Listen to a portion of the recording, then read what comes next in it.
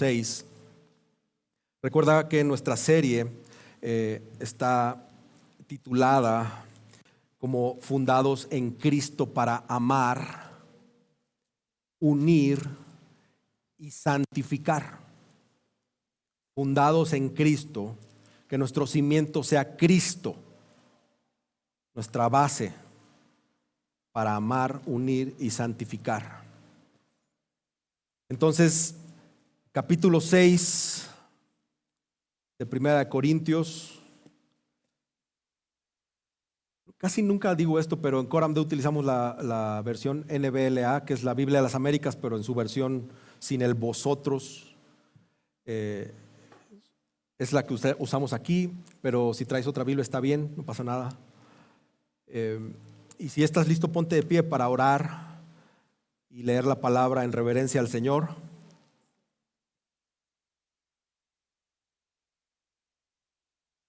Amén. Primera de Corintios 6. ¿Por qué no oramos a nuestro Padre? Señor, te damos gracias.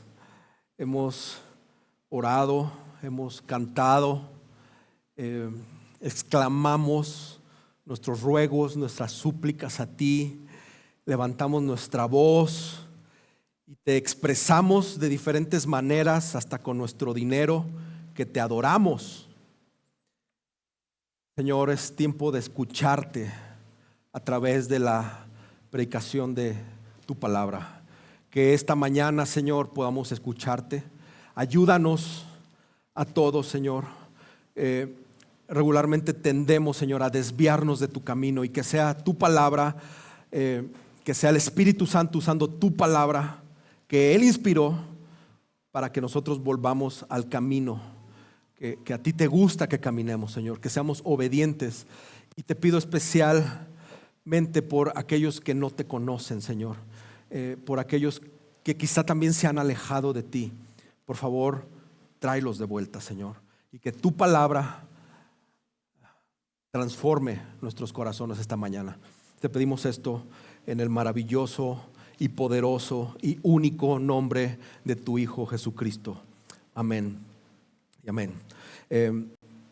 Primera de Corintios 6, así dice la palabra del Señor. ¿Se atreve alguno de ustedes, cuando tiene algo contra su prójimo, a ir a juicio ante los incrédulos y no ante los santos? ¿O no saben que los santos han de juzgar al mundo? Y si el mundo es juzgado por ustedes, ¿no son competentes para juzgar los casos más sencillos? ¿No saben que hemos de juzgar a los ángeles?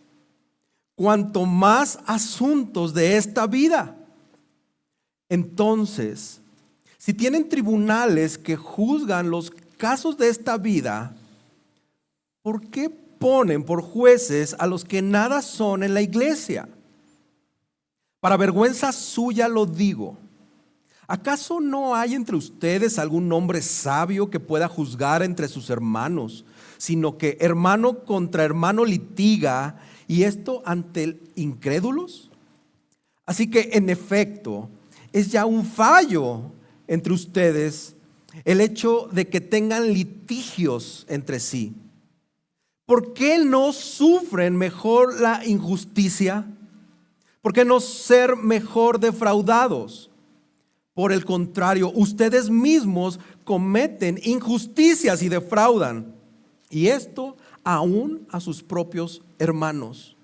¿O no saben que los injustos no heredarán el reino de Dios? No se dejen engañar, ni los inmorales, ni los idólatras, ni los adúlteros, ni los afeminados, ni los homosexuales, ni los ladrones, ni los avaros, ni los borrachos, ni los difamadores, ni los estafadores heredarán el reino de Dios. Y esto eran algunos de ustedes, pero fueron lavados, pero fueron santificados, pero fueron justificados en el nombre del Señor Jesucristo y en el Espíritu de nuestro Dios. Amén. Puedes tomar asiento. Qué increíble cierre de pasaje. Wow.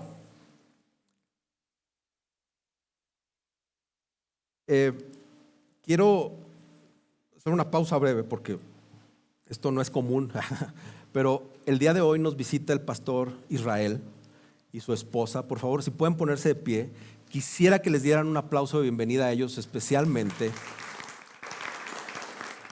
Miren, pueden tomar asiento, hermanos. Gracias por visitarnos esta mañana. Isra es un amigo. Ellos pertenecen a la familia Gracia Soberana y ellos son por los que hemos orado en Guajuapan. Ellos fueron a plantar una iglesia a Guajuapan. Espero que el Señor les esté bendiciendo. Es un gozo tenerlos aquí. Ver que la iglesia los vea y los conozca por los que hemos orado. Ya tiene un poquito que no oramos por ustedes. Les confieso esto, pero sí hemos orado. Sí hemos orado. Bienvenidos, esta es su casa. Muchas gracias por venir y espero que les den la visa en su visita al consulado americano. Bienvenidos, hermanos. Perdón, vuelvo a lo mío. Nuevamente este sermón no tiene título, hermanos, pero sí tiene un argumento y un énfasis que a mí me gustaría que ustedes pudieran recordar. El evangelio que nos lavó también nos guía. No demandamos, vivimos como redimidos en Cristo. El evangelio que nos lavó también nos guía. No demandamos, vivimos como redimidos en Cristo. Yo sé que con mis hermanos de los martes, con los que veo estos temas, les cambié al argumento que había dicho que iba a tener, pero así es el espíritu, hermanos. De repente nos convence de otra cosa y yo creo y tengo paz con esto. Pero guarda esta frase: el evangelio nos lavó también, el evangelio que nos lavó también nos guía. No demandamos, sino vivimos como redimidos en Cristo. Mira, a veces con nuestras acciones y con nuestras actitudes, los cristianos proyectamos como una nube oscura sobre la belleza del evangelio. Esa es nuestra realidad. Somos cristianos, somos creyentes, nos portamos mal y estamos provocando que el evangelio no brille. Este tipo de actitudes alejan a los que no creen en Cristo, a los incrédulos, porque hay una contradicción entre lo que están viendo con el mensaje de salvación en Cristo, y ellos ven una diferencia. En toda esta carta de 1 Corintios se ven varios ejemplos de este mal comportamiento. Aquella iglesia de Corinto debió haberse caracterizado por la gracia, por la verdad, y al contrario de caracterizarse por la gracia y la verdad, la gracia y la verdad estaban siendo destrozadas por la división, por las disputas, por esta política partidista que había. Estaba siendo despedazada por la inmoralidad sexual y ahora por la exigencia de derechos personales. Entonces, en este capítulo, o en este inicio de capítulo, también vemos pues que hubo vergüenza sobre esta iglesia públicamente, en lo público, cuando los creyentes iban unos a otros a los tribunales no cristianos, para resolver sus problemas, sus disputas, sus quejas. Entonces Pablo, escandalizado por este comportamiento vergonzoso, les admite una derrota ahí para ellos, una derrota del evangelio en el versículo 7.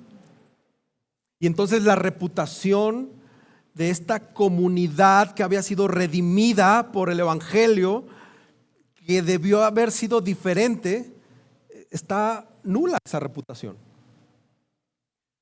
Este señor por todos conocido, Charles Spurgeon, explica lo que está en juego para la iglesia ante el mundo que nos observa, y él dijo: el mundo de ojos de águila actúa como un policía para ver la iglesia o para la iglesia. Se convierte en un perro guardián sobre las ovejas, ladrando furiosamente tan pronto como una se extravía.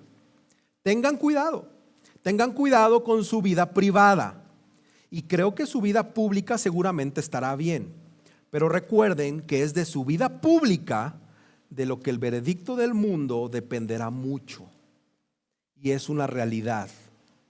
Nuestra vida privada regularmente la escondemos.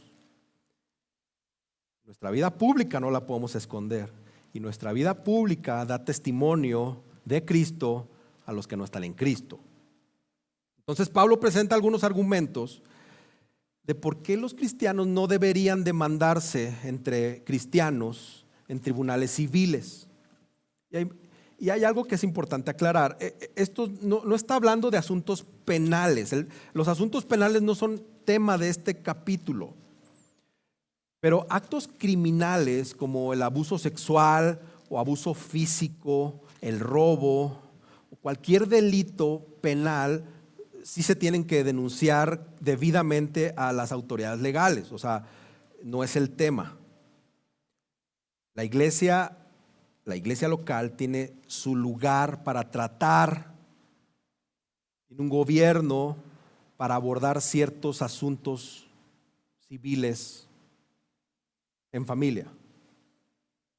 Ya sabemos que cuando se trata de un delito real, esta pésima idea o pésima frase que dice que lo que pasa en la iglesia se queda en la iglesia, es peligrosa. No debe de ser así. Creo que esa misma acción es criminal por sí misma en caso de una situación, pues, de índole penal. Entonces, lo que Pablo está argumentando aquí es de índole civil, no criminal, ¿ok? Pero es importante, hermanos, que como iglesia conozcamos cuál es nuestro lugar, cuál es nuestra responsabilidad en estos asuntos. Entonces, lo primero que me gustaría ver con ustedes es que como hijos de Dios, hermanos, que somos llamados a juzgar al mundo con Cristo, es incoherente demandarnos entre hermanos. Es incoherente. Los cristianos básicamente no debemos pelear contra otros cristianos. No debe de existir cristiano 1 versus cristiano 2. ¿Ok? Ahora, mucho menos delante de un incrédulo.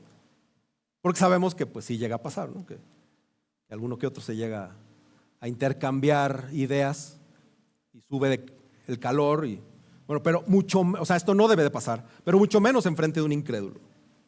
Acuérdate lo que Jesús dijo en Juan 13. Ahí va a aparecer. En esto conocerán, ¿sí aparece ahí, Gael? Juan 13:35, en esto conocerán todos que son mis discípulos, si se tienen amor los unos a los otros. ¿Te acuerdas de esto? Una declaración olvidada por esta iglesia de Corinto, o quizá por muchos ya ahora. No, quizá no pensaron que esto que dijo Jesús, esta enseñanza de tener amor los unos por los otros, tuviera alguna relación o una relación con el hecho de llevar o no a un hermano a una tribuna civil. Como si eso estuviera apartado, fueran temas diferentes. Y no vieron que recurrir a los incrédulos para juzgar a otro hermano, a otro creyente, era una inconsistencia con respecto a lo ordenado por nuestro Señor Jesús. Creemos, muchos, que amarnos los unos a los otros implica únicamente hacerlo dentro de los contextos de la iglesia local. Y esto es un grave error. Han venido conmigo y algunos me han platicado que en algún momento hermanos los han defraudado y con mucha certeza llegan y dicen, pero pastor, pues fui y lo denuncié, ¿no? Como, o sea, tenemos que denunciarlo porque pues, pasó esto, pasó lo otro, un abuso de confianza. ¿Dónde queda esto de amarnos los unos a los otros? Y más con esto que acabamos de leer. Primero, Pablo dice, vamos a ser jueces sobre el mundo. Pablo está confrontando a estos hermanos. ¿Se atreve alguno de ustedes cuando tiene algo contra su prójimo a ir a juicio ante los incrédulos y no ante los santos? Las demandas que había entre los corintios, repito, no eran actos criminales, eran actos menores, algo de lo que regularmente pasa en las iglesias. En aquel siglo primero, quien llevaba o arrastraba a otra persona a los tribunales era alguien regularmente adinerado, porque según las costumbres, según las leyes, solo podías denunciar a alguien del mismo estatus social o a alguien inferior. Entonces, si tú tenías recursos, podías irte sobre alguien. Imagínate a los ricos corintios aprovecharse de los hermanos más pobres, que más adelante con la cena del Señor también lo vemos. Los que tenían para comer abusaban también de eso. ¿Tiene algún sentido acudir a algún tribunal secular que no sabe nada de los caminos de Dios, en lugar de acudir a la familia de la fe, a la familia cristiana, a la familia en la iglesia? Esto, hermanos, tendría que ser una idea impensable en nosotros hoy en día. Esto no se trata de mis derechos, un imperativo aquí. Todos sabemos que debemos humillarnos, sacrificarnos, amar al otro, servir al otro, inclusive cargar la falta. Debería ser impensable que haya un recurso en nuestra mente de si este se pasa de la raya o esta se pasa de la raya, yo voy y lo denuncio. Y allá hasta que tope y yo le llamo a Beto, que es mi abogado, y lo aparto, ¿no? Aparto a Beto, hermanos, nuestro abogado. Así. Y tú consíguete al tuyo. Eso debería ser impensable, hermanos. Porque cada vez que las demandas entre cristianos aumentan, proliferan, cuando ambas partes están obstinadas, que quieren saldar cuentas, quieren apelar todo el rigor de la ley contra otro hermano. Eso es impensable, al menos a los que están en Cristo. Y esto tristemente es real y es algo crudo. Muchos no tienen serenidad para soportar las injusticias.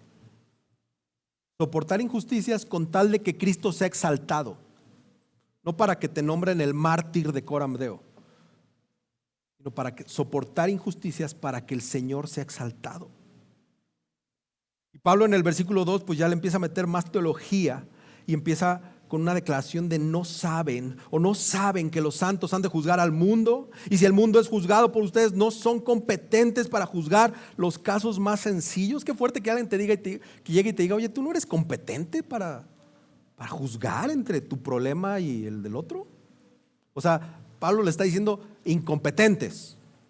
Es fuerte. En el versículo 1 se dirige a estos que demandaban unos a otros, pero ahora se dirige a la iglesia.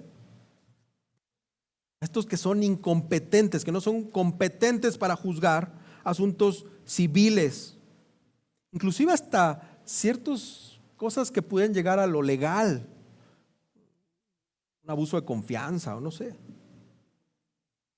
Pablo les pregunta si han olvidado ciertas creencias pues básicas que apuntan a lo contrario. Pablo se pregunta y otra vez utiliza su sarcasmo santo, yo creo. Ellos olvidaron les digo, ¿ustedes ya se olvidaron que van a juzgar al mundo? Jesús enseñó que sus seguidores actuarían como jueces al final de los tiempos. Y el Antiguo Testamento también implica esto. Si vemos Daniel 7:22, dice, hasta que vino el anciano de días y se hizo justicia a favor de los santos del Altísimo, y llegó el tiempo cuando los santos tomaron posesión del reino. Hermanos, las realidades del fin de los tiempos, las realidades escatológicas, deben determinar nuestro comportamiento actual. Tu esperanza de que viene Cristo debe regir cómo te portas en esta vida. La esperanza que tienes de pasar la eternidad con el Señor, que es santo, y que tú vas a ser perfectamente santo allá, deben de moldear lo que vivimos hoy aquí. Y nosotros, los apartados, que estamos en un proceso de santificación, que seremos perfectamente santos allá, vamos a estar involucrados dentro del juicio del mundo y de los ángeles, ¿no? Más adelante lo dice, al final de los tiempos. Imagínate esa responsabilidad de juzgar al mundo y de juzgar a los ángeles. ¿A poco no tendríamos la competencia, si tenemos la palabra del Señor, para juzgar y determinar y manejar conflictos actuales en esta iglesia? Entonces va un poco más a que simple y sencillamente o no conoces bien el Evangelio, no estás profundamente empapado del Evangelio. Porque si tú conoces a Jesús, si conoces el Evangelio, si tienes el Espíritu, fácilmente puedes otorgar gracia, fácilmente puedes aplicar sabiduría que viene en la palabra. No deberías batallar en cargar la falta, en sufrir, en amar. Dice que seremos jueces sobre ángeles. ¿No saben que hemos de juzgar a los ángeles? Cuanto más asuntos de esta vida. Cuando Cristo regrese, los creyentes vamos a estar ahí juzgando, en cierta manera. No especifica mucho Pablo si solo a los ángeles caídos o a los ángeles no caídos o a toda la banda de ángeles, no se sabe. Pero vean el punto de Pablo, está empleando un argumento que va de mayor a menor. Ustedes van a juzgar el mundo, van a juzgar a los ángeles. ¿A poco no pueden entrarle a un caso civil aquí en la iglesia? Con sarcasmo, así. ¿Será que no pueden? Aquí tenemos directores, tenemos gerentes, tenemos licenciados, ingenieros, hay de muchas profesiones. Hay gente adulta que ya tiene experiencia en la vida. Y todos estos manejan su sabiduría para solventar cosas en el día a día. Si tienes a Cristo y si el Espíritu Santo está en ti, ¿a poco no eres competente para determinar soltar amor al que te agredió? ¿Sabes qué? No importa que hayas abusado de mi confianza, te perdono. Yo llevo la falta, hermano, y tranquilo, somos hermanos en la fe y no pasa nada. No podemos, no somos competentes para eso. Porque si algún día vamos a juzgar a estas criaturas angelicales, pues entonces deberíamos ser capaces de solventar asuntos de este mundo en nuestra vida diaria cristiana. Y mira, no usamos métodos mundanos para lograr objetivos mundanos. En todas las cosas deberíamos, como apartados del Señor, como personas apartadas, como personas gobernadas por la palabra de Dios, como personas capacitadas por el Espíritu de Dios para actuar en esto, para solventar esto. ¿Qué mejor capacitación que tener la palabra de Dios? ¿Qué mejor capacitación que tener el Espíritu Santo? O sea, estamos bien torcidos de la mente para cuando suceden este tipo de complicaciones en la iglesia. Porque nuestro primer recurso regularmente no es ir a la palabra, no es ir a la oración, no es clamar al Espíritu: Señor, revélame, dame paz, dame tranquilidad, que ame como Cristo ama a ese hermano que me defraudó.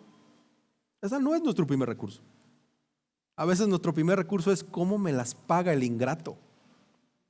¿De qué manera le aplico Mateo 18? ¿Cómo voy con el pastor para irnos al último paso de Mateo 18, porque esto no se queda así. Él tiene que ser excomulgado o excomulgada. También las mujeres pueden ser excomulgadas, hermanos. ¿Por qué? Y luego presumimos que somos muy sabios. ¿Realmente eres tan sabio como afirmas ser? Porque no hay manera que seas sabio si tú no te dejas gobernar por la palabra de Dios. No hay manera de que seas sabio si tú no te dejas capacitar por el Espíritu Santo. No hay forma. Y si estás batallando en eso, además de que yo te pediría que hagas una cita conmigo, clama al Señor. Clama al Señor, porque si tu primer recurso no es la palabra, si tu primer recurso no es la oración, si tu recurso no es acudir al Espíritu Santo, hay algo en ti, hermano. Hay algo que está pasando. Llevar a un hermano ante un juzgado o un juez incrédulo contradice todo lo que somos nosotros los cristianos. Nosotros somos apartados de Dios, somos sus santos. Nosotros deberíamos actuar de diferente manera por el simple hecho de ser el pueblo de Dios, los apartados, su nación santa, los escogidos. Otro de nosotros tiene que brillar la luz del evangelio. Pero somos bien suspicaces, audaces y disque sabios. Y decimos, sí, pero eso nada más en la iglesia. Ya cuando se meten conmigo, con mis posesiones, ¿no? Ya no. Ahí sí, todo el rigor de la ley. Hermanos, como iglesia tenemos la capacidad de solventar disputas internas en esta iglesia. Todos los aquí presentes, en todos ustedes hay sabiduría de Dios, hermanos. Sabiduría dada por Dios.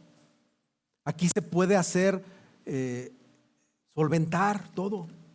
No sé, nunca nos ha pasado, ¿verdad? Que tengamos que hacer un comité para, pues no sé, entre unos hermanos sabios, así de que se vengan los más sabios, pues porque estos dos traen un pleito y hay que ayudarlos, ¿no? Así, un panel, ¿no? Del pastor y los otros más viejitos, ¿no? No creo que vaya por ahí tanto, pero aquí hay sabiduría para resolver conflictos, deudas. Que para empezar, pues nadie te tiene que deber, porque si alguien te debe, ya lo perdonaste y ya te olvidaste de esos 15,000 pesos que me prestaste. No, es cierto.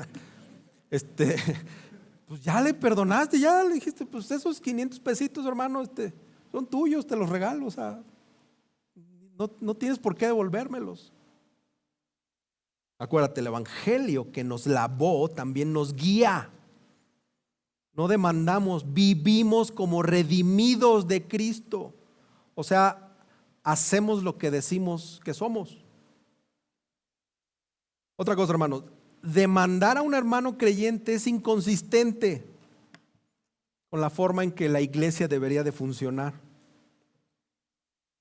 A ver, piensa un poco, ¿por qué razones un cristiano llevaría a otro cristiano a los tribunales?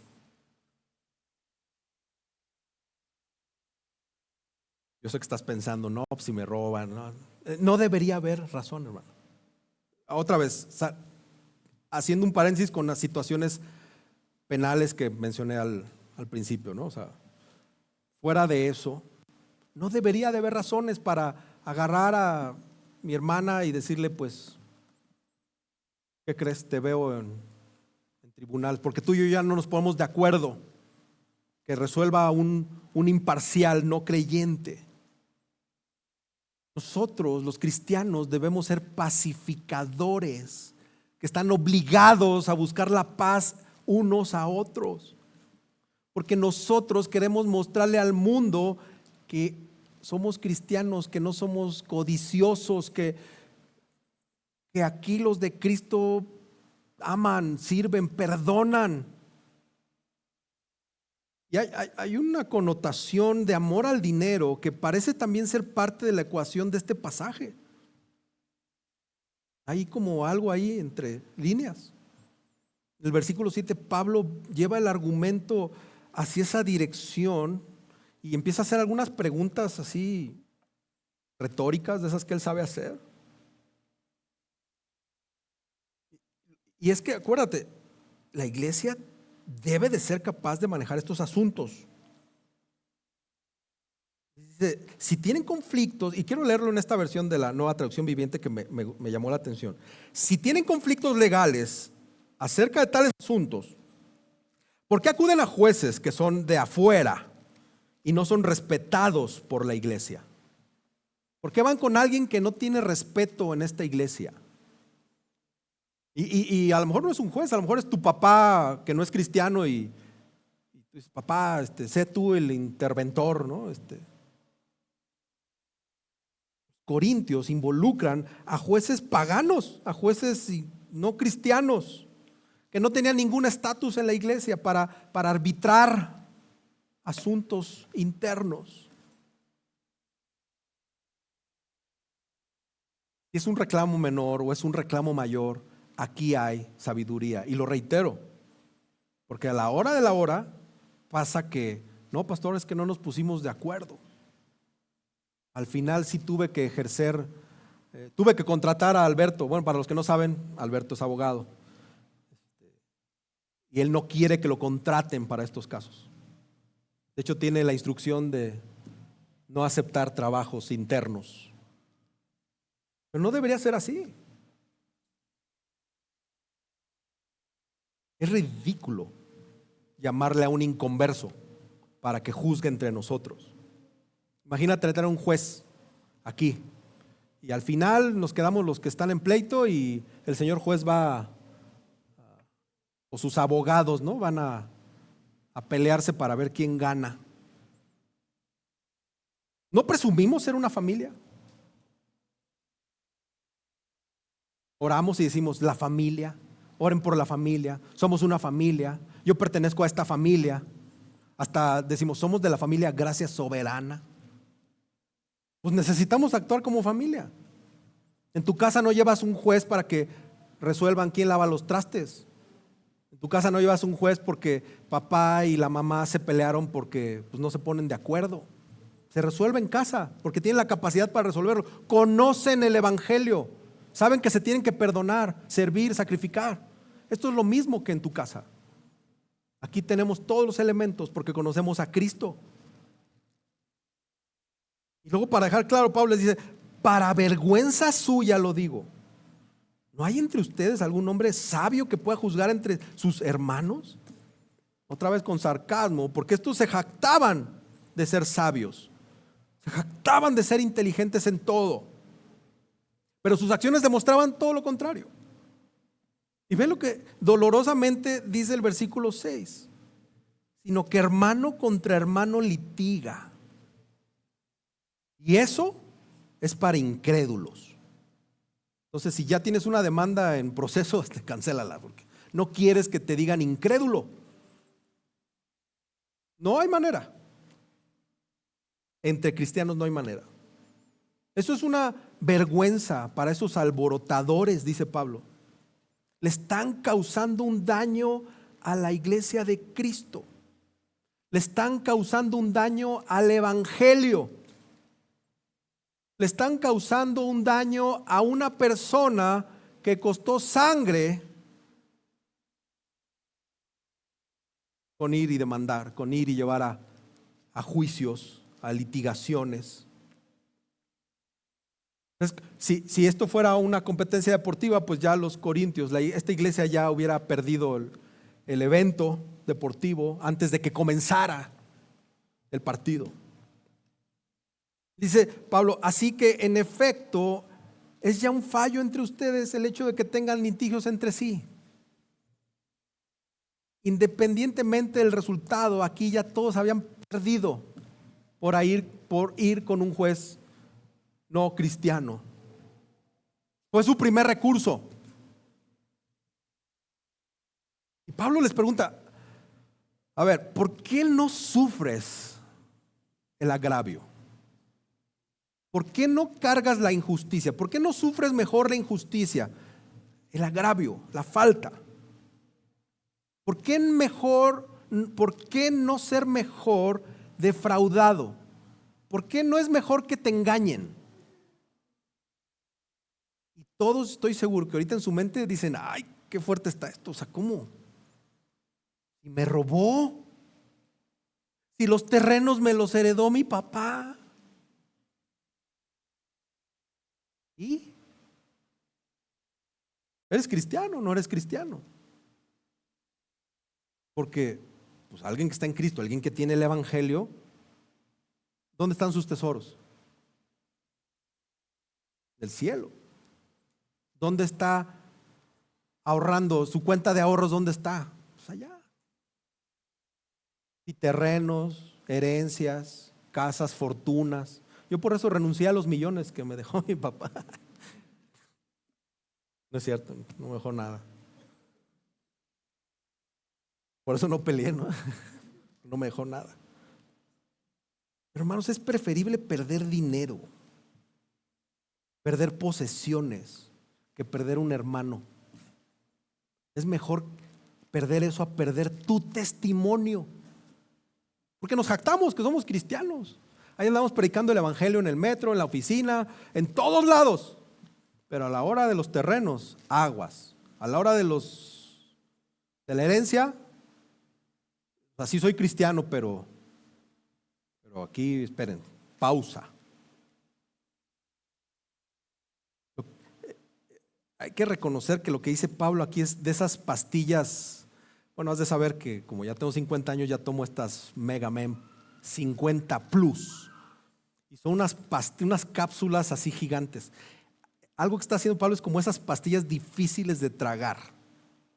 Pero es lo que la Biblia dice que hagamos, que carguemos la injusticia, que adoptemos el agravio, que es mejor que te engañen, que es mejor que te defrauden a perder a un hermano.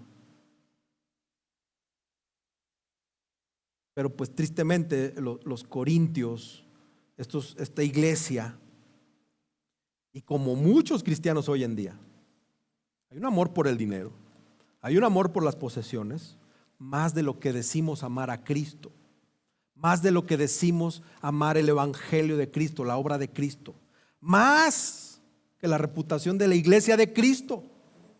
Porque aquí el que sale perdiendo no eres tú, es Cristo. Eres el que su nombre es mal visto allá afuera, pero no por Cristo. Él ya hizo lo que tenía que hacer. Él está bien delante del Padre. Pero nosotros con este tipo de situaciones estamos haciéndolo quedar muy mal. Por favor, te ruego, hermano, con todo el amor del mundo, que si tú andas en esos temas, no digas que eres cristiano. Por favor, no vayas a decir, no, pero es que en mi iglesia me dijeron, no digas. Ya si tú piensas desobedecer, pues dale, pero no pongas en mal el nombre de Cristo. Así de este tamaño es esto. Y Pablo en el versículo 8 le dice, por el contrario, ustedes mismos cometen injusticias y defraudan. Y esto aún a sus propios hermanos. Estos corintios pecaron, defraudaron, hirieron el amor fraternal que había ahí. Pablo le está diciendo, pues, tú mismo lo has hecho. Un comportamiento que era inconsistente a lo que decían que había en su nueva identidad en Cristo. Y Pablo se los deja claro ahorita. Entonces lo otro es que demandar a un hermano creyente es inconsistente con la nueva vida que tenemos en Cristo.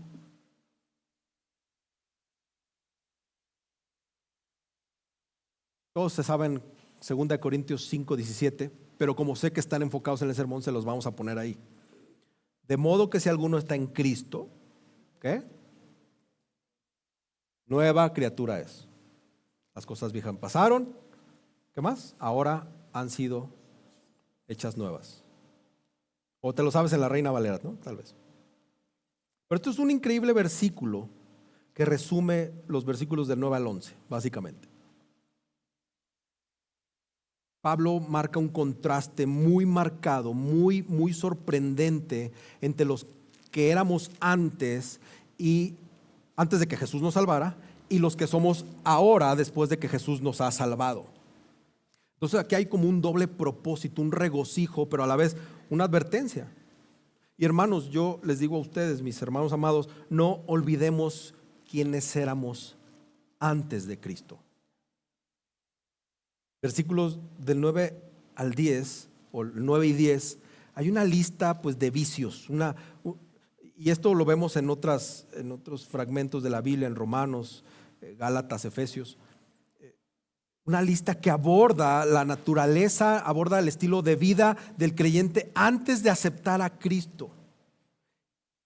Y también el destino eterno de aquellos que nunca confían en Cristo. Y por lo tanto que no son regenerados ni justificados. Y estos corintios estaban viviendo como los injustos. Y necesitaban que alguien llegara y les recordara, así como yo ahorita les estoy recordando, los injustos no van a heredar el reino de Dios. Y estas deberían ser palabras muy serias para nosotros. Los injustos no van a heredar el reino de Dios. Los injustos no van a escapar del juicio final. No van a disfrutar del cielo nuevo, de la tierra nueva, de la nueva Jerusalén. Los injustos no van a pasar la eternidad con Dios. Y van a resucitar, pero para un castigo eterno. Su destino es ese lago de fuego de Apocalipsis. Dice Pablo, no se dejen engañar. Esto es un imperativo, es una instrucción, es una orden. No te dejes engañar. No te engañes, no te hagas ideas en la cabecita. No te engañes. Es una fuerte advertencia. Y viene esta lista de estos que no heredarán el reino de Dios. Estamos hablando de comportamientos pecaminosos que no son ocasionales, porque es posible que algún verdadero creyente caiga en uno de estos pecados y se arrepienta. O sea, que fue algo pasajero, que fue algo muy raro y pues cayó y se arrepintió y da fruto fidedigno o de un arrepentimiento fidedigno. Pero esta lista, sin embargo, identifica aquellos cuyas vidas se caracterizan por estos pecados. Hábitos que representan quiénes somos y que no toman en cuenta lo que Dios piensa o lo que Dios desea. O sea, es esa persona que dice, pues sí, pues creo en Dios, pero yo soy un borracho. Y así lo voy a seguir. No les importa lo que Dios le dice, oye, no seas borracho. Personas sexualmente inmorales, lo que está diciendo. Personas que participan en un pecado sexual contrario a las enseñanzas de la Biblia, contrario al diseño de Dios. Esto cubre actividades sexuales que ocurren fuera del pacto matrimonial entre hombre y mujer. Habla de los idólatras, aquellos que ponen a su ídolo por encima o en el lugar que solo le corresponde a Dios. Le dan un estatus especial. Y todos los que hemos leído la Biblia y también el Nuevo Testamento, ¿no? Se enfoca y hace reiteradas advertencias sobre no poner ídolos. Habla de los adúlteros, estos infieles que rompen los votos matrimoniales que fueron pactados con su pareja. Inclusive, que fueron votos delante del Señor y que los rompen y que van y fornican con una mujer o con un hombre. Habla de los afeminados o los homosexuales, hombres o personas que tienen relaciones sexuales con su propio sexo. Y está hablando tanto de los que participan de manera pasiva como activa. Y aquí, hermanos, a pesar de la adaptación cultural y las reinterpretaciones liberales, la Biblia es consistente, hermanos, de tapa a tapa en su condena contra la homosexualidad y lo ve como algo pecaminoso, algo contrario al diseño de Dios. Y Jesús también habló de esto, no creas que esto fue como idea de Pablo. Quiero leerte Mateo 19. Jesús le respondió, capítulos 19, 4 y 6. Jesús le respondió, ¿no han leído que aquel que los creó desde el principio los hizo varón y hembra? Y dijo: por esta razón el hombre dejará a su padre y a su madre y se unirá a su mujer, y los dos serán una sola carne. Así que ya no son dos, sino una sola carne. Por tanto, lo que Dios unió, ningún hombre lo separa. Este es el diseño perfecto de Dios. Hombre y mujer, una sola carne. Habla de ladrones, pues creo que todos sabemos quiénes son los ladrones, ¿no? Si no sabes, pues son estos que toman lo ajeno, ¿no? Se ocultan. Y avaros, aquellas personas que nunca tienen lo suficiente, que quieren más, quieren ganar más por cualquier medio. Los borrachos que abusan del alcohol al punto de llegar a la embriaguez, a embrutecerse y no poder reaccionar o tomar decisiones sabias. Difamadores y estafadores. Dice: todos estos no heredarán el reino de Dios. O sea, pone una seriedad Pablo ahí que da escalofrío. Una advertencia fuerte para aquellos que se están aferrando a sus pecados. Porque una cosa es batallar con un pecado. Y tristemente cometerlo porque somos débiles en la carne y caemos. Y otra muy, muy diferente es no tener ese temor a Dios y decir: pues lo hago y qué. En lo privado esto me caracteriza. Hermanos, Dios no toma a la ligera, ni siquiera ignora el pecado. Y si Dios no lo hace, tampoco nosotros tenemos que hacerlo. Todos esos que practican con regularidad, sin arrepentimiento, pecados como estos, lo vimos el domingo pasado, sin arrepentimiento tienen que ser excluidos de la iglesia. Y lo delicado de esto es que si persisten y no se arrepienten, serán excluidos del reino de Dios, y de eso se va a encargar Dios. Pero hermanos, lo más importante es que no olvidemos quiénes somos en Cristo. Muchos, más de los que ustedes imaginan, aquí en esta iglesia tenemos pecados pecaminosos de este nivel, de esta índole. Todos tenemos historias feas, sucias, impías. Nosotros fuimos ejemplos perfectos del listado anterior, no nos hagamos. Pero hermanos, alabado sea el Señor, que ya no más. Eso que fuimos era nuestro antes de Cristo. Y nosotros también tenemos un antes de Cristo en una fecha específica donde el Señor fue por ti y te rescató. Solíamos ser esos. Ya no lo somos. Ya no lo somos, amén. Y hay unas verdades que describen a quienes se han convertido estos creyentes. Y antes de explicarlas, yo quiero que veas rápidamente el versículo 11, porque dice: en el nombre del Señor Jesucristo. Y fíjense el título trinitario que hay ahí: en el nombre del Señor Jesucristo y por el Espíritu de nuestro Dios. Entonces, hay veces que hay que detenerte en los versículos para ver la naturaleza trinitaria en nuestra salvación. Dios envió a su Hijo, el Hijo llevó a cabo la redención y el Espíritu aplica la obra del Hijo. Y esta primera de las tres verdades de nuestra nueva identidad es que somos lavados. Está hablando de un nuevo nacimiento del creyente, de nuestra regeneración. Y hay una conexión bien padre con el bautismo.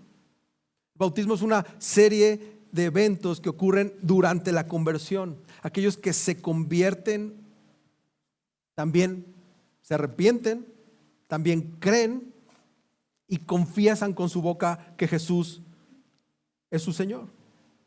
Y por lo tanto, este lavamiento que tiene ocasión o lugar al convertirse, cuando uno se arrepiente, cuando uno cree en Jesucristo, el bautismo está simbolizando esta limpieza del pecado. Somos lavados. Todos aquí, creo que los más viejos hemos lavado en lavadero. Y al menos mi mamá me ponía a lavar los tenis y me decía hasta que queden blancos. Los lavaba hasta que quedaran blancos. Fuimos lavados. Fuimos lavados. Otra verdad es que somos santificados. La santificación no solamente es un camino progresivo, un crecimiento progresivo hacia la semejanza de Cristo. Hay algo que se llama santificación posicional. Cuando fuimos salvados, fuimos lavados y regenerados, nos pusieron en un estatus especial. Eres apartado, eres santo y estás ahí. Te posiciono y te aparto para Dios, donde te vas a convertir en un santo. Eres un santo que pertenece, es una posición dada por el Señor a nosotros. Dice 1 Corintios 1:2, lo vimos al inicio de esta serie. A los que han sido santificados en Cristo Jesús, llamados a ser santos. Y la otra verdad de nuestra identidad que se menciona aquí es que somos justificados. Hemos sido absueltos, hermanos. Gloria a Dios, ponte contento, por favor. Esto es la obra de Cristo, su sangre derramada por ti, por mí. Si éramos esa lista de bárbaros y el Señor nos sacó con sus dedos, nos limpió, nos puso sus vestiduras, nos está absolviendo, nos está haciendo inocentes. Acuérdate de las porquerías que hicimos y que nuestra mente nos dice: de esto no hay perdón. Esas barbaridades que hiciste, nadie te va a perdonar. Y el Señor dice: ¿cómo no? Mi sangre lo perdona. Y nos imputa, nos pone su justicia. La justicia de Cristo mismo. Cristo, el creador del universo, el sustentador de todas las cosas, dice: mi justicia se la pongo a este angelito. Es justo. Es justo. Ya no hay cuentas pendientes. Fuimos hechos justificados. Nos declara justificados y el Señor se basa en su obra. Dice: si yo lo hice por Él, ya no hay más.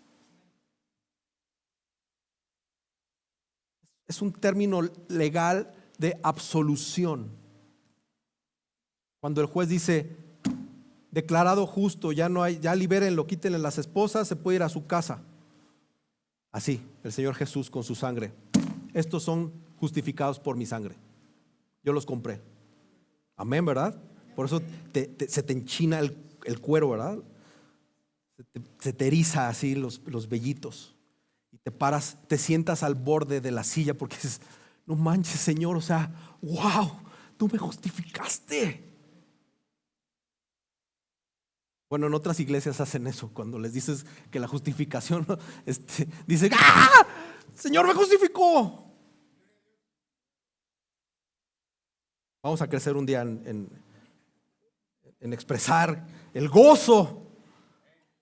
Por eso oramos con fe por el gozo, para que cuando te digan que ya no se te declara culpable, si no has sido justificado de los pecados que se te demandaban, te desbordas en agradecimiento, en gozo. ¿Sabes? Por eso levantamos las manos cuando cantamos. Por eso algunos se hincan y quieren postrarse delante del Señor porque dicen: yo no merezco esa justificación. Mi carne me reclamaba otras cosas. La muerte expiatoria de Cristo nos declara justos a los creyentes y nos acepta como suyos. El Padre, a través del Hijo, por el Espíritu, ha hecho todo por nosotros, hermanos. Esto es el Evangelio. Esto es lo que se nos olvida a partir de 4 horas y nos tienen que recordar el próximo domingo. Es el Evangelio. Es lo que el lunes caes, tropiezas. Y dices: ¿por qué? Porque todavía estamos batallando con el viejo hombre. Este es el Evangelio, hermanos. Y en Cristo ya hemos sido limpiados. ¿Qué tenemos que hacer? luchar con todas nuestras fuerzas, con toda la garra posible y con la ayuda del Espíritu Santo para no volver a ensuciarnos con las actitudes del mundo en medio de conflictos en la iglesia, porque ese es el tema, de pelearse unos a otros, unos contra otros. Entonces nuestras relaciones tienen que reflejar la limpieza del Evangelio, de una o de otra manera. Y cada uno de nosotros somos la pieza fundamental que se requiere para decir, mejor que haya paz a que haya pleito. A lo mejor el otro está muy bravo, tú no. Tú tienes a Cristo. A lo mejor él también, pero está muy bravo, pero pues igual tú conoces más a Cristo. Tienes más tiempo con el Evangelio en tus venas y dices, no hay problema, no hay problema. Eso significa tratar a otros miembros del cuerpo de Cristo con honor, con amor. ¿Cómo le hablarías tú? Vamos a pensar un caso así medio extremo. Al hijo del jeque de Arabia, si te lo encuentras. ¿Cómo le hablarías al hijo de un rey? ¿Cómo le hablarías al hijo de un muy poderoso? Si sabes que su papá es el mero mero. Así le tendríamos que hablar a otro hermano, que también es hijo de un rey como tú, que fue comprado con sangre, con honor, con respeto, con amor, con paciencia.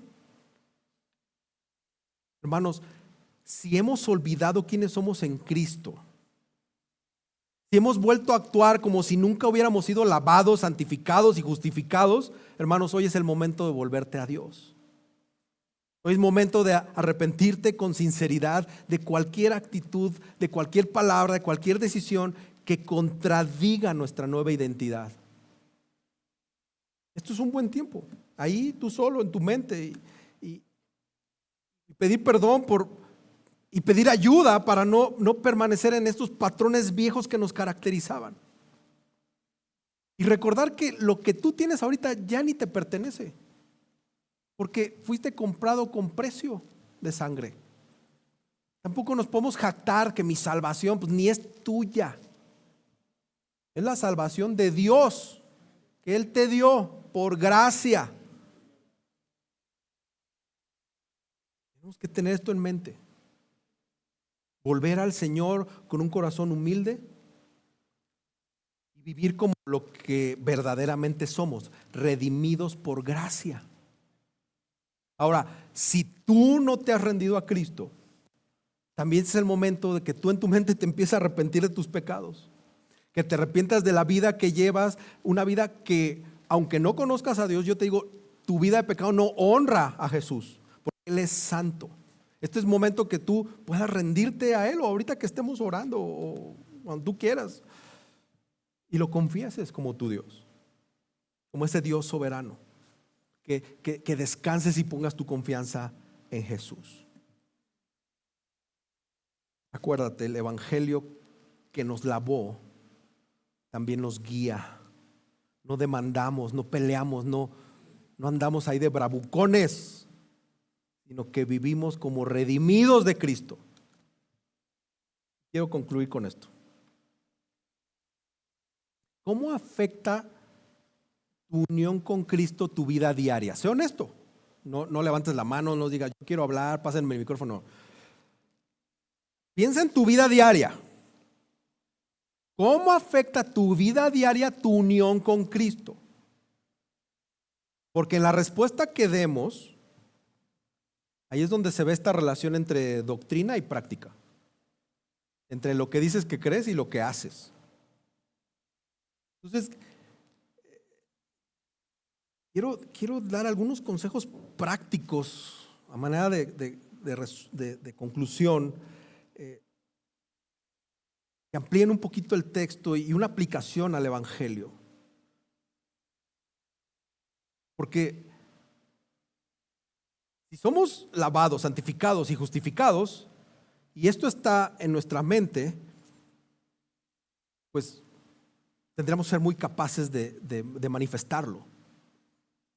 Ya sin, no, es que yo no conozco tanto, no es que yo no he leído la Biblia completamente. Si tú estás en Cristo y a lo mejor no has leído la Biblia completamente y te sabes 2, 3 versículos y solo has leído el Nuevo Testamento, no importa. Tienes lo suficiente para comportarte como un comprado por la sangre de Cristo. Y obviamente pues necesitarás más discipulado, ¿verdad? Pero mira, tenemos que aplicar el Evangelio para resolver los conflictos. Tenemos que aplicar el Evangelio para resolver conflictos. En lugar de usar la Biblia como un arma blanca para probar tu punto, usa la Biblia para recordarles el perdón de Cristo. O sea, nos encanta agarrar esto contra los hermanos, agarrarlos a bibliazos. Pero eso nada más va a hacer que el otro se separe más. Primero agárrate tú a bibliazos y recuerda el perdón de Cristo a esa persona. Jesús no vino a condenarte.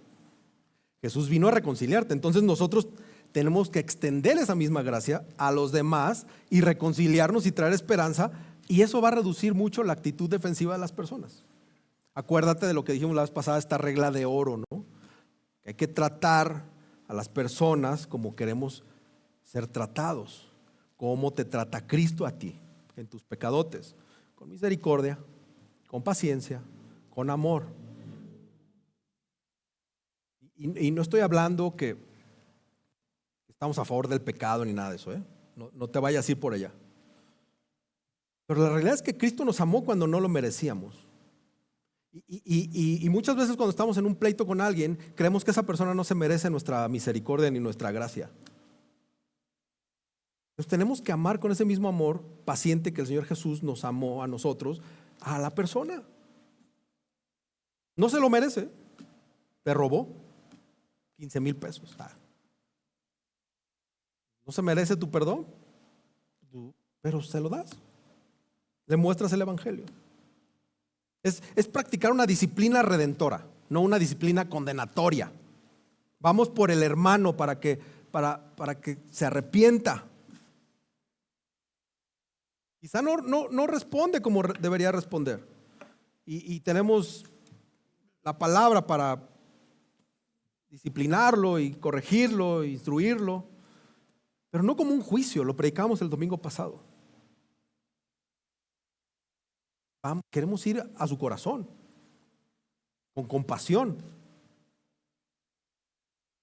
Ahora es muy importante que antes de emitir un juicio, y lo veíamos hace ratito en la clase de membresía, entonces, ¿cómo sé, no? ¿Cómo le hago?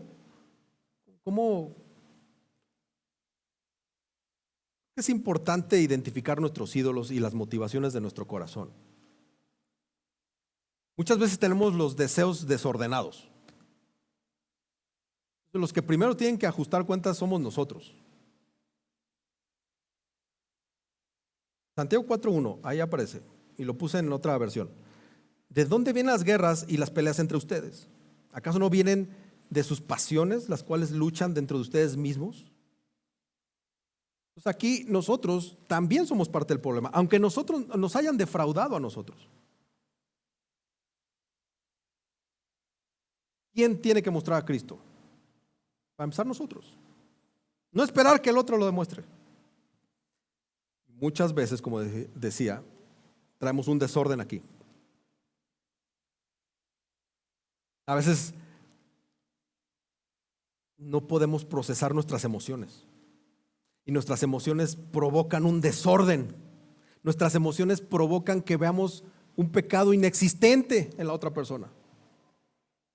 Entonces, como soy un angelito y no me saludó Valeria, pues ya me sentí mal. Jugó con mis sentimientos y yo ya la veo mal. La bronca eres tú. Bueno, yo, no tú. La bronca soy yo. Porque pues esto no es de sentimentalismos. Claro que puedes ir con la hermana, ¿no? Y decirle, muy seria, salúdame. Pero no cargarle un pecado que no le corresponde a ella. El problema empieza aquí, en nuestro corazón. El problema es nuestro corazón. Hermanos, tenemos la Biblia que está llena de sabiduría. Tenemos que empezar a utilizar nuestra inteligencia no artificial, dada por el Espíritu Santo, para ir a esta base de datos aquí. Y aquí nos ayuda nos da elementos para construir relaciones de confianza, con relaciones centradas en Dios,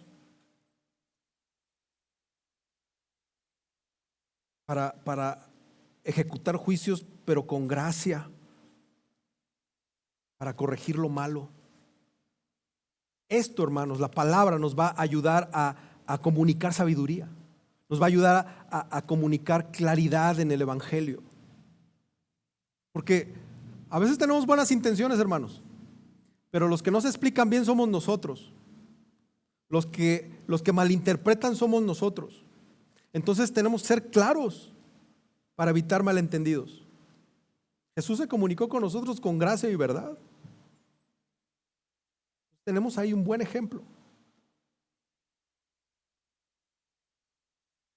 Hermanos, antes de orar, quiero pedirles que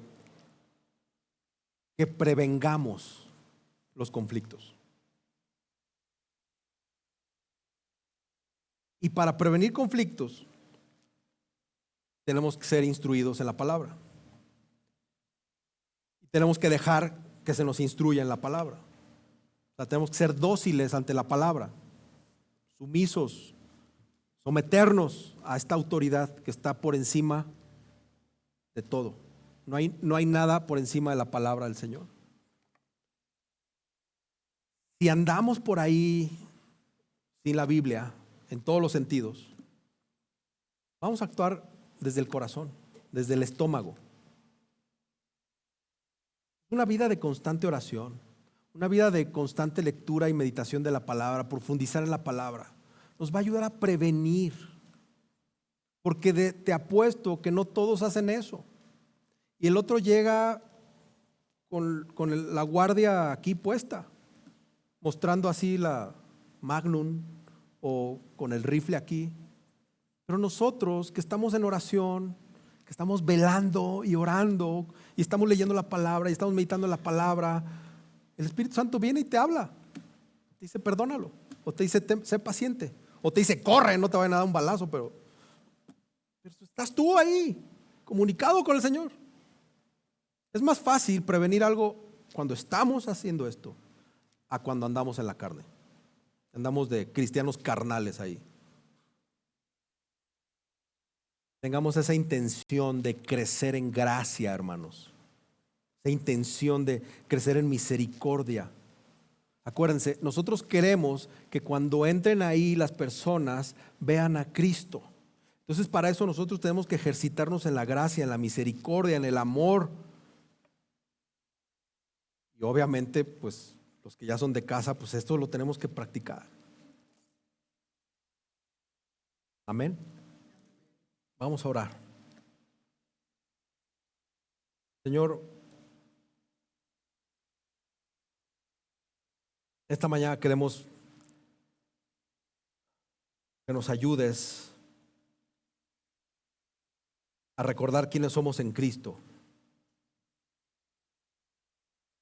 Ayúdanos, Señor, a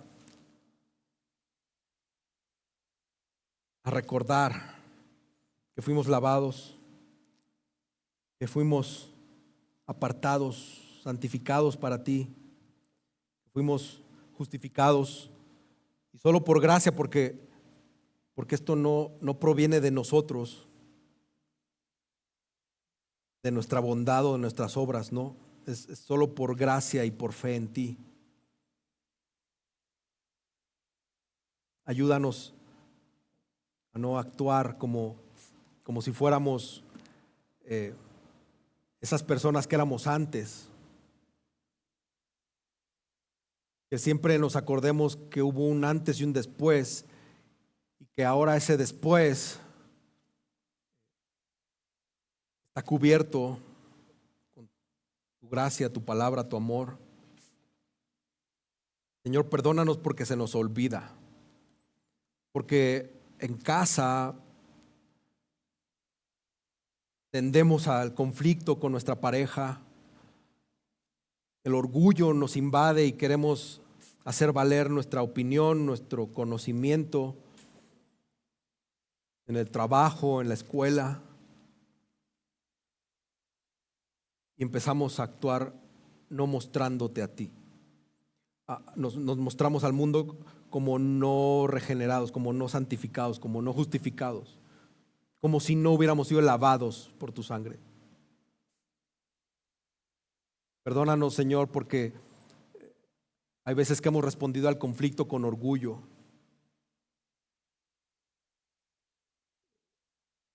Hemos respondido con cero humildad.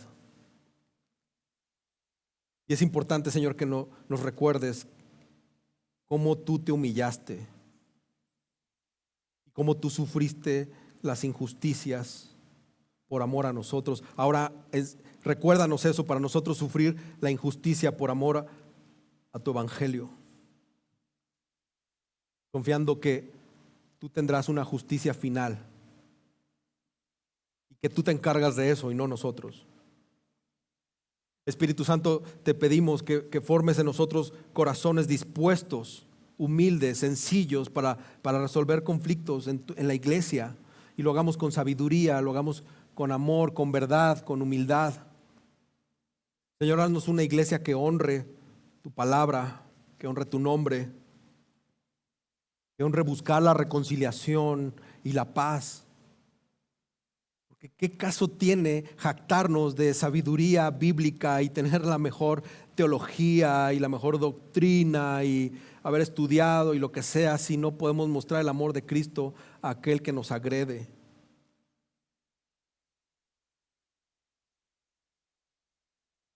Señor Jesús, que nuestro testimonio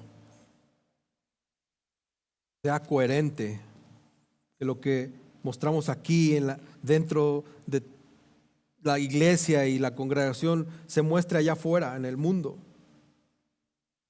que sea coherente con el evangelio que creemos y que predicamos. No permitas que nuestro pecado, nuestra intención divisiva, nuestra intención de pecaminosa que pueda haber, deshonre la obra de Cristo en nosotros. Por favor, ayúdanos.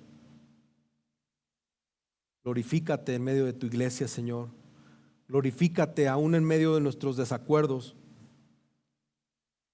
porque queremos que nuestras relaciones reflejen tu amor, Señor, reflejen tu justicia, tu gracia en todo momento. Gracias, Señor, porque eres fiel, porque tenemos tu palabra, tenemos la seguridad de la salvación. Gracias porque tenemos el Espíritu Santo. Gracias, Señor, porque nos has dado una iglesia que teme a ti, que ha puesto la Biblia por encima de todo. Gracias, Señor, por esta iglesia y por estos hermanos. Te pedimos todo esto, Señor, el poder del Espíritu Santo y en el nombre de Jesús. Amén.